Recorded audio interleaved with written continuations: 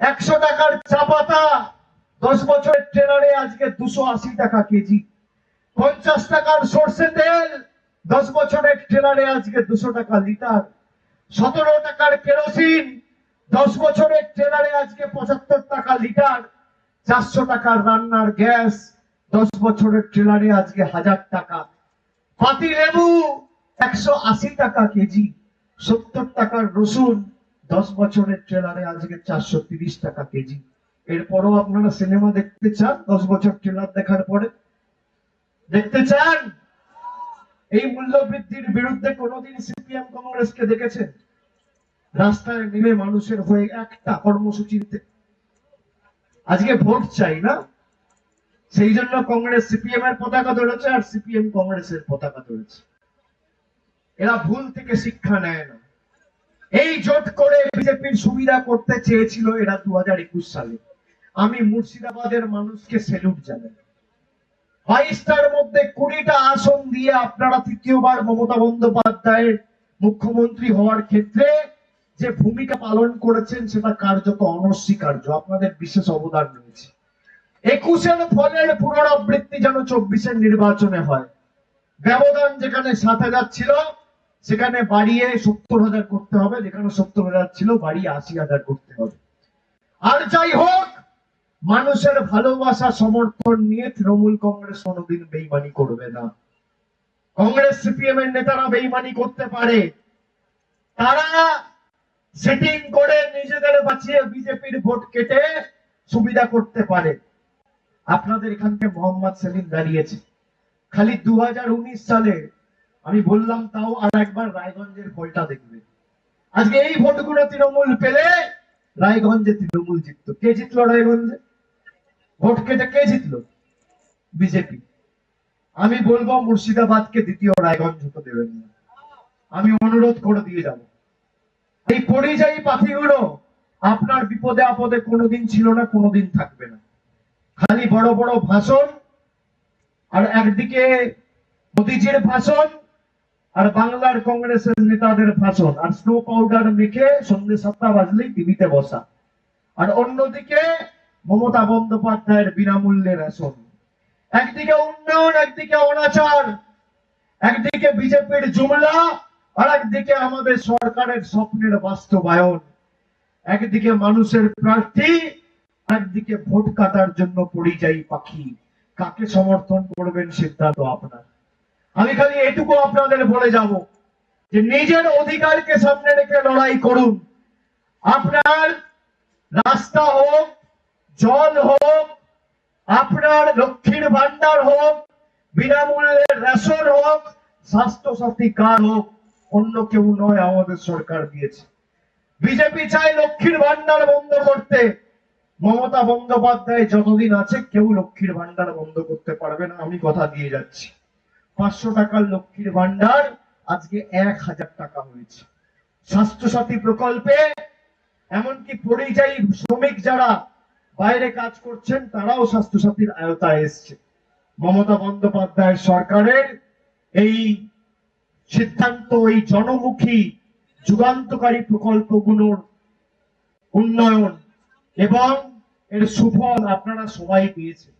এই উন্নয়ন যাতে আগামী দিন বাধাপ্রাপ্ত না হয় এবং উন্নয়নের বিজয় রথ যাতে আরো ত্বরান্বিত, অব্যাহত এবং অক্ষুণ্ণ থাকে, তাই মাথা উঁচু করে আগামী 7 তারিখ আমার আপনার প্রার্থী পাশের উপর জোড়া ফুল চিহ্নে ভোট দিয়ে 1 নম্বর বোতাম টিপে আবু তাহের খানকে আপনারা বিপুল ভোটে জয়যুক্ত করুন। বাকি যা লাগবে আমি আছি। আমি তো মুর্শিদাবাদে আমি নবজোয়ারেও এসছি, তারপরে পঞ্চায়েতেও এসছি, আমি আবার আজকে এসছি আপনাদের সাথে বিজয় সমাবেশ করতে। আমি দিনও আসবো, কথা দিয়ে যাচ্ছি।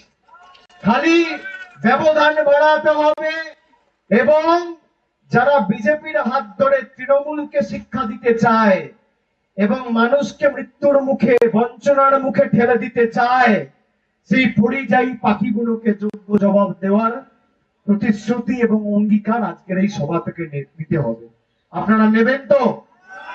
বহিরাগতদের বিসর্জন হবে তো? স্বৈরাচারীদের শিক্ষা দেবেন তো? বাংলা বিরোধীদের শিক্ষা দেবেন, অত্যাচারীদের বিতাড়িত করবেন, বহিরাগতদের বাংলা ছাড়া করবেন, বিজেপিকে শিক্ষা দেবেন, পরিযায়ী পাখিদের শিক্ষা দেবেন, বিজেপির বন্ধুদের জবাব দেবেন, তৃণমূলের হাত শক্তিশালী করবেন। আমার সাথে জোর গলায় বলুন জয় বাংলা, জোরে যেন দিল্লিতে ভূমিকম্প হয়। জয় বাংলা, জয় বাংলা, জয় বাংলা, জয় বাংলা, জয় বাংলা, জয় বাংলা, জয় বাংলা।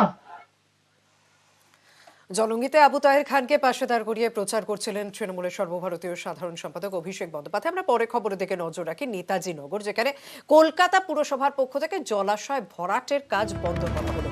99 নম্বর ওয়ার্ড কলকাতা পুরসভা পুকুর ভরাটের কাজ বন্ধ করলো। ময়লা আবর্জনা ফেলে দীর্ঘদিন ধরে পুকুর ভরাট করছিল, এরকমই অভিযোগ উঠছিল। মেয়রের কাছেও সেই অভিযোগ জমা পড়ে। অবশেষে মেয়রের নির্দেশে তড়িঘড়ি পদক্ষেপ নেওয়া হলো। পুলিশ নিয়ে গিয়ে পুকুর ভরাট রুখলেন পুরো আধিকারিকরা।